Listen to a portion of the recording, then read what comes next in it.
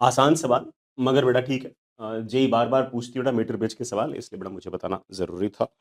And सवाल बेटा कुछ इस तरीके से है, मीटर ब्रिज एक्सपेरिमेंट के अंदर अननोन रेजिस्टेंस एस को मेजर करना है। Null point is obtained at a distance 30 centimetre from the left. बेटा लेफ्ट से 30 सेंटीमीटर पे है and R is 5.6 kilo ohm. Then the value of unknown resistance. बेटा बहुत सिंपल है तो, ठीक है। This resistance upon this length should be equal to this resistance upon this length.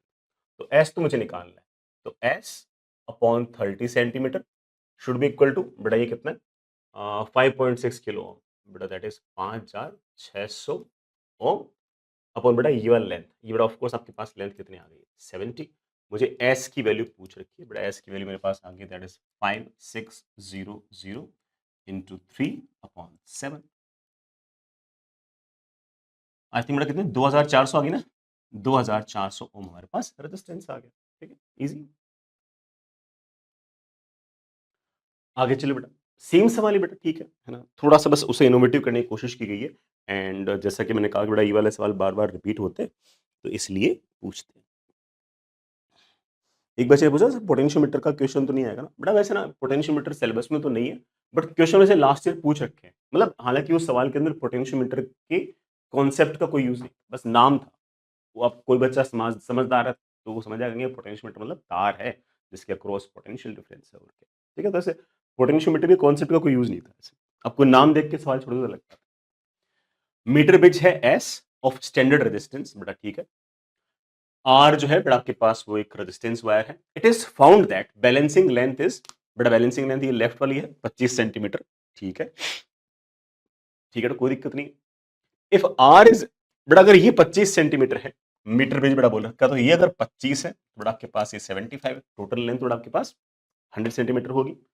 तो बड़े आराम से ऐसा कह सकते हो कि R upon S is equals to 25 upon 75। I think बेटा दैट कम्स आउट बी 1/3। ठीक, कोई दिक्कत नहीं। इफ आर इज, इसका मतलब बेटा ठीक है, अब इतना तुम्हें क्लियर हो गया कि आर जो है ना उसके मुकाबले एस जो है ना वो 3 गुना है। तो अगर इसका मतलब मैंने इसका रेजिस्टेंस अगर आर नोट अगर ले रखा है ना, तो इसका रेजिस्टेंस बेटा आपके पास 3 आर नोट है। फिर उल्टा लिख दिया बेटा, सही है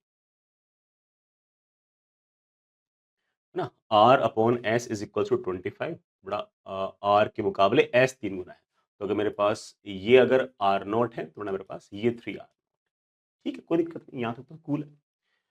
If R is replaced by a wire of half length and half diameter that of R, लेकिन मटेरियल सेम, अब बैलेंसिंग लेंथ कितनी होगी?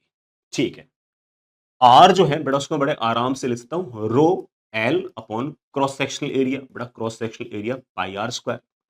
अब मैंने क्या कर दिया कि नया वाला रेजिस्टेंस ले लिया रो, लेकिन तार की लेंथ हो गई है हाफ, लेकिन साफ साफ में उसने एक बात और बोल रखी है कि डायमीटर भी हाफ हो गया। बेटा डायमीटर हाफ हो गया तो रेडियस भी हाफ हो गया होगा, तो दैट इज पाई R/2 का होल स्क्वायर। जैसे बेटा आप देख पा रहे हो, बेटा ये तो आपका रेजिस्टेंस डबल हो गया। बेटा रेजिस्टेंस आपका डबल हो गया, तो अब बेटा ये रेजिस्टेंस आपका R का डबल हो गया। तो अब क्या हो गया, अब आपके पास ये वाला रेजिस्टेंस तो हो गया है 2R नॉट, और ये वाला बेटा रेजिस्टेंस आपके पास हो गया है 3R नॉट। ये तो 3R नॉट पहले से था, ये R नॉट था, ये R नॉट का 2R नॉट हो गया।